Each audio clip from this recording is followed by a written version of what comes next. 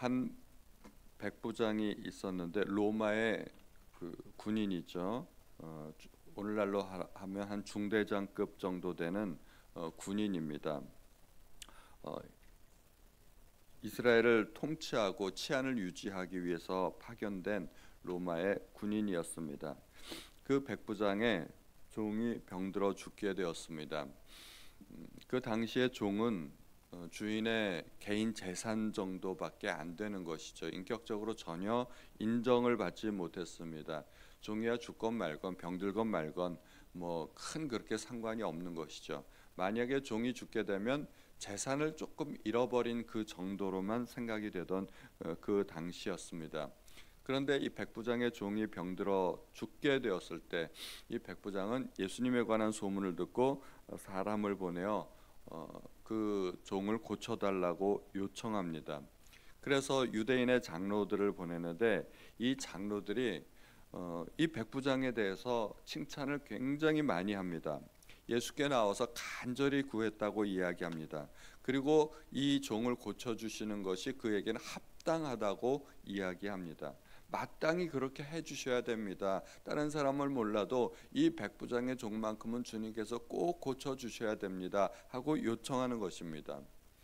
어떻게 이 백부장, 로마 군인이었던 이 백부장에 관해서 유대인의 장로들이 이렇게까지 이야기를 할 수가 있을까요? 백부장이 한 일이 있죠. 유대인들을 매우 사랑했습니다. 사랑했고 그들을 위해서 회당을 지어주었다고 이야기합니다. 비록 정복 국가의 한 그 관리로서 그리고 군인으로서 와 있지만 그 백부장은 유대인들의 상황과 처지를 잘 아는 사람이었습니다. 이들에게는 회당이 굉장히 중요하고 이들이 섬기는 그 하나님은 이들에게 있어서 너무나 중요한 그런 존재이다는 것을 잘 알고 있었습니다. 그리고 그들을 위해서 아낌없이 자비와 사랑을 베풀었던 것이죠. 이 백부장은 매우 괜찮은 사람이었습니다. 나중에 물론 예수님 앞에 그 믿음으로 말미암아 칭찬을 받기도 했지만 그 믿음 이전에 이 백부장의 성품, 인격 그리고 사람 됨됨이가 매우 괜찮은 사람이었다는 것입니다. 그는 너그러운 성품을 가졌고 관용을 베풀었고 상대방이 어떠한 처지에 있는지를 깊이 생각할 줄 아는 사람이었습니다. 유대인에게도 그랬고 자기 종에게도 그랬습니다. 그런데 그렇게 착한 것이 이 사람의 믿음의 바탕이 되었다는 것입니다. 사람이 신앙이 좋은 사람도 있고 신앙이 나쁜 사람도 있지만 신앙이 좋은 사람들을 대개 보면은 인격적으로도 훌륭한 경우가 많습니다. 인격과 신앙이 따로 놀지 않는다는 것입니다. 씨 뿌리는 비유에서 씨를 뿌릴 때 어떤 씨는 길가에 떨어지고 어떤 씨는 가시덤불, 어떤 씨는 옥토밭에 떨어지지 않습니까? 좋은 밭에 떨어져야 그 씨가 열매를 많이 맺습니다. 길가의 밭, 그 땅은 너무 단단해 가지고 그 씨가 땅으로 파고 들어갈 수가 없는 땅이었습니다. 너무 단단한 땅은 씨가 전혀 그 열매를 맺을 수가 없는 것이죠. 단단한 땅이라는 것은 굳은 마음을 의지하는 것입니다. 남의 얘기를 전혀 들으려 하지 않고 고집이 세고 완고하고 자기 주장만 이야기하고 이런 사람들에게 복음을 전하면 복음이 들어갈 리가 없는 것이죠. 그러므로 사람이 그렇게 완고하고 또 고집이 세고 그런 사람들은 복음을 받아들일 수도 없고 그리고 믿음도 잘할 수 없다는 것입니다. 그러므로 우리는 믿음과 신앙도 중요하지만 우리의 사람 됨됨이가 어떠한 사람이 되어야 하는지 그런 것도 굉장히 중요하게 생각을 해야 된다는 것입니다. 예수님께서 그 비유를 드실 때 종들에 관한 비유, 착하고 충성된 종들이라고 이야기하고 그 반대로 열매 맺지 못하는 그런 종들에 대해서는 악하고 게으른 종이라고 이야기하셨습니다. 게으른 것, 그리고 부지런한 것, 착한 것, 악한 것, 이것은 믿음과 신앙 이전에 사람의 인품을 이야기하는 것 같지 않습니까? 악하고 게으른 종은 신앙이 있을 수가 없다는 것입니다. 착하고 부지런한 종이 주인의 말을 잘 듣고 믿음도 좋고 신앙도 잘하게 된다는 것입니다. 그러므로 우리가 인격적으로 생각해 볼 때 만약에 우리가 이기적이고 게으르고 악하고 완고하고 욕심 많고 자기만 생각하고 말 많고 고집 세고 그러면은 우리는 절대 좋은 신앙을 가질 수가 없는 것입니다. 그러므로 우리가 믿음이 자라는 것도 중요하지만 그 믿음 못지않게 내가 어떠한 사람이 되어야 되는가, 어떠한 바탕을 가진 사람이 되어야 하는가, 이것이 굉장히 중요하다는 것입니다. 인격적으로 우리가 성숙할 때, 좋은 밭이 될 때, 그때 우리의 믿음도 자라고 신앙 인격도 성숙하게 된다는 것입니다. 이 백부장은 참 훌륭한 믿음을 가졌습니다. 먼저 주님의 능력을 믿었습니다. 내가 사람을 보내어서 예수님께 병을 고쳐달라고 요청하면 예수께서는 틀림없이 그 병을 고쳐주실 것이라고 믿었습니다. 예수님의 능력에 관한 믿음입니다. 이 백부장은 예수님을 직접 만나본 적이 없었을 것입니다. 그러나 예수에 관한 소문이 너무나 많이 퍼져 있었기 때문에 이 백부장은 틀림없이 예수님에 관한 소문을 들었을 것입니다. 자기의 사랑하는 종을 고치기 위해서 많은 의사들을 고용을 했을 것이고 약도 써보았을 것입니다. 그러나 그 병이 너무나 중해서 죽게 되었을 때 어떻게 하면 내가 이 종을 낫게 할 수 있겠는가, 사람들에게 상의도 했을 거고 질문도 했을 것입니다. 그때 누군가 예수에 관한 소문을 틀림없이 이야기해 주었을 것입니다. 예수라는 사람이 있는데 그는 많은 사람들을 고치고 심지어 나병 환자도 고치고 눈먼 자는 보게 하고 못 걷는 사람은 걷게 하고 그런 능력을 행한다 합니다. 그런 이야기를 백부장이 들었을 때 옳거니 잘 됐다. 그러면 그 사람에게 우리가 부탁을 한번 해보자. 그래서 예수께 사람을 보내게 되는 것입니다.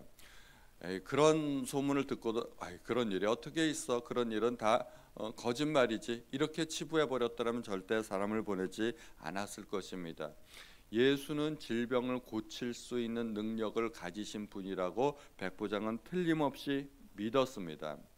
그뿐만 아니라 내가 사람을 보내어서 요청을 하면 그분이 직접 오시겠지, 우리 집까지 오실 수 있겠지, 내가 요청하면 들어주시는 분이라고 생각을 했습니다.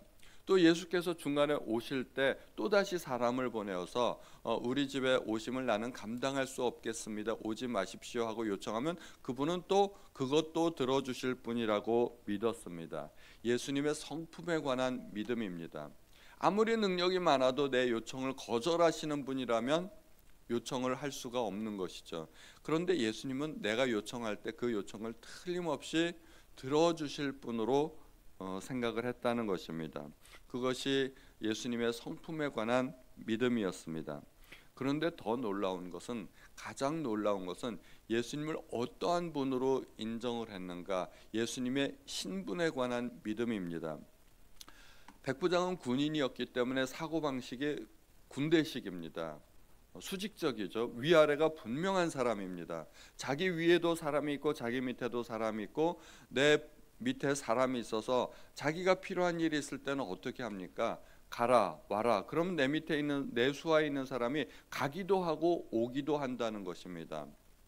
직급이 높은 사람은 어떻게 일합니까? 말로 일합니다. 말로써 일하는 것이 직급이 높은 사람입니다. 내 밑에 있는 사람에게 내가 말로 하면은 가기도 하고 오기도 한다는 것입니다. 주님 말씀으로만 하사 질병을 고쳐 주십시오. 주님의 말의 능력을 믿었다는 것입니다. 로마 황제가 병을 고칠 수 있다고 믿을 수 있을까요? 이 백부장은 당시 로마 황제라면은 온 세상을 지배하는 인간 세상에서 최고 높은 사람입니다. 그런데 로마 황제도 질병을 고칠 수 있는 사람이라고는 믿지 않았습니다.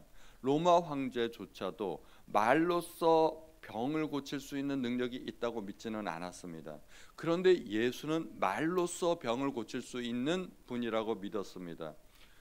직급이 누가 더 높다는 얘기일까요? 황제보다 더 높은 분이라고 인식을 한 겁니다. 질병조차도 순종할 수밖에 없는 그 높은 지위를 가진 분이라고 믿었던 것입니다. 그분은 하나님의 아들이고 온 세상을 창조한 창조주일 수밖에 없다는 것입니다.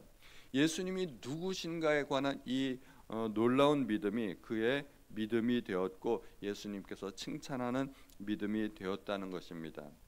우리도 예수님에 관해서 그렇게 인정하고 믿으면 그것이 바로 우리의 믿음이 되는 것입니다. 그래서 우리가 예수님 앞에 도움을 구할 때, 하나님께 기도할 때도 주님의 이러한 능력을 믿고 우리가 기도해야 될 줄로 믿습니다. 그런데 그 후에 예수께서 나인성에 가시게 됩니다. 제자들과 함께 일단의 한 무리가 저쪽으로 가고 있는데 저쪽에서는 또 한 무리가 오고 있는 것이죠. 저쪽은 상여를 메고 오는 중입니다.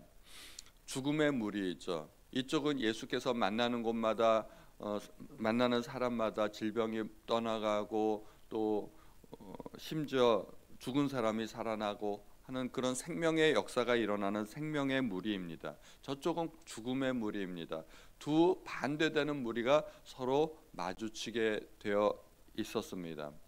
그런데 저쪽에서 죽은 사람은 한 과부의 외아들, 독자였습니다. 예수님도 하나님의 외아들이셨죠. 외아들과 외아들과의 만남이 있게 되는 것입니다. 그런데 저쪽 외아들은 이미 죽어버렸죠. 이쪽 하나님의 외아들은 생명의 역사를 일으키고 다니시는 놀라운 분이십니다. 그런데 두 외아들이 만났을 때 예수님께서 관에 손을 대셨습니다. 그런 일은 율법적으로 엄격하게 금지되어 있는 일이죠. 시체를 만지면 그 사람도 부정하게 되는 것입니다. 그래서 선한 사마리아인의 비유에서 그 한 사람이 거의 죽게 되어 있는데 온몸에 상처를 입고 강도를 만나서 꼼짝달싹 못하고 이제는 죽을 수밖에 없는 운명이었는데 멀리서 보면 저게 살아있는 사람인지 죽은 사람인지를 알 수가 없는 것이죠. 그래서 레위 사람과 제사장은 멀리 피해서 돌아갔습니다. 시체와 접촉하지 않기 위해서, 그 사람을 살리기 위해서 가까이 가서 만져봤을 때 혹시라도 이미 죽어있는 사람이라면 자기가 부정하게 되니까 부정을 피하기 위해서 멀리 돌아갔습니다. 그런데 예수님께서는 관에다 직접 손을 대셨던 것이죠. 생명과 죽음이 만나면 생명이 이기는 것입니다. 하나님께서는 진흙 한 덩어리로 그 코에 생기를 불어넣어 살아있는 사람이 되게 하신 것 아니겠습니까? 생명의 역사가 이기는 것입니다. 그리고 그 청년은 살아났습니다.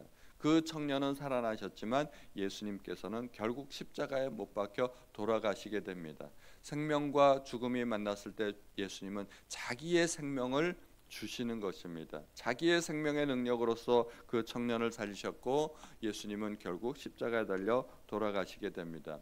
예수님께서 이 땅에서 죽은 사람을 살리시는 사건이 3번 있었습니다.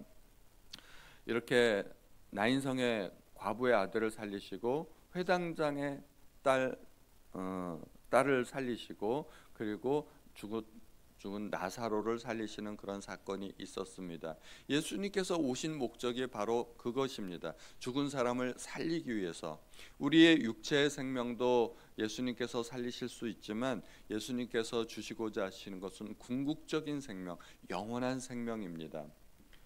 저쪽에서 무슨 과부가 요청을 한다거나 어떤 요구가 있었던 것이 아닙니다. 예수님께서 먼저 다가가셨고 관에 손을 대셨고 청년아 일어나라 말씀하셨을 뿐입니다.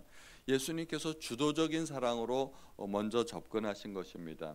우리도 마찬가지입니다. 우리가 아직 죄인 되었을 때 그리스도께서 우리를 위하여 죽으심으로 우리에게 대한 자기의 사랑을 확증하셨다고 말씀하고 있습니다. 우리가 아직 죄인이었을 때 먼저 사랑하셨고 먼저 용서해 주셨기 때문에 우리가 생명을 얻을 수 있었던 것입니다. 그래서 주님은 이방인의 주님이 되었고 또 죄인들, 소외된 사람들, 그리고 과부와 나그네와 어린아이의 주님이 되신 것입니다. 그렇게 우리의 주님이 되어주신 것에 대해서 우리는 오직 감사할 따름입니다. 그래서 오늘도 주님의 생명을 주심에 대해서 감사하고 또 주님의 능력이 필요하신 모든 부분에 대해서 주님께 간구하시는 그런 아침이 되시기를 주님의 이름으로 축원드립니다. 하나님 아버지, 오늘도 하나님께서 저희에게 말씀을 주셨습니다.